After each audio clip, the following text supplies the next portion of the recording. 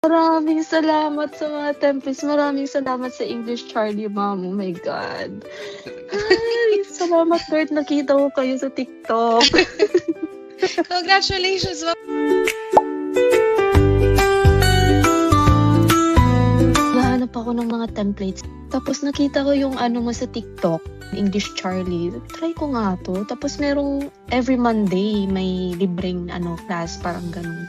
Ayun, nag-ano ako sa'yo, nag-ano ko sa WhatsApp mo. Tapos yun na, nag-join ako.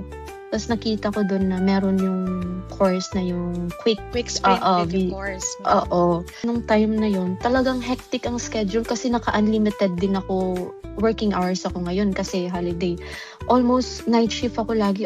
Active night shifts from 10 p.m. to 8 a.m. Tapos pagkarating ko ng bahay, tulog na ako niyan. Pagkarating ko pagkagising ko mag-work na naman ako. Ay, Diyos ko, yung PTE ko, paano na? Sabi kong ganun. So, nag-subscribe ako doon. Ako doon sa video course na yun. Noong November 26 lang, ma'am. Recent lang. Tapos, December 3 yung, exam ko.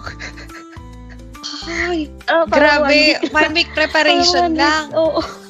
So, paano mo inaral? Yung mga videos? Actually, twice kong inulit yung course. Wala akong binago, ma'am. Actually, hindi ko ginamit yung dating template ko.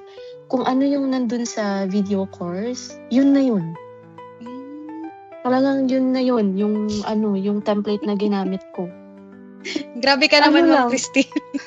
Less than a week preparation, kinaya mo yun. Tapos sa one week na yun, ma'am, hindi pa ako everyday nagre-review. Hindi ako everyday nagmamock test. Kasi sabi ko, nakakapagod. Kailangan ko matulog. Paano ako magmamock test kung hindi ako nakapag-rest? Sabi ko ganun. After ng exam, ma'am, oh my God, speechless talaga ako. Bakit? Sabi ko talaga, ang hirap ng test ko. Sobra.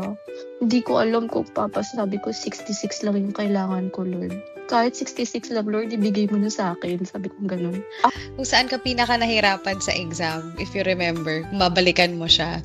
Reading, ma'am. Sabi ko, kailangan ko ba itong basahin? Parang hindi ko alam yung answer dito. Sabi ko, ito na lang. Sabi ko ganun. Tinamad talaga ako sa reading, ma'am. Yung time management lang din talaga yung challenge ko din, ma'am. Pagdating sa essay? Oo, sa essay. At saka dun sa speaking. Sa essay, hindi ako masyadong nakapag-proofread. Kaya din siguro... Any message sa English Charlie na gusto mong i-share online since nasa interview? Ay, nako. Mag-subscribe na kayo. Hindi kayo manghinayang. Talagang worth it. Every detail, lahat ng tips, lahat ng mga kailangan yung gawin para makuha yung desired score nyo. Actually, hindi lang yung desired score ang ibibigay ng English Charlie sa inyo. Talagang yung superior score. Basta, talagang pag-aralan mo. Talagang mag-dedicate ka ng time mo. Tsaka, yun, discipline din. Huwag nyo akong gayahin. Huwag nyo akong gayahin. Tinamad ako eh. Pero at least, nakapasa, nairaos din. Tsaka maraming salamat sa inyo, ma'am. Maraming salamat, English Charlie. Thank you din po. Charlie, thank you po.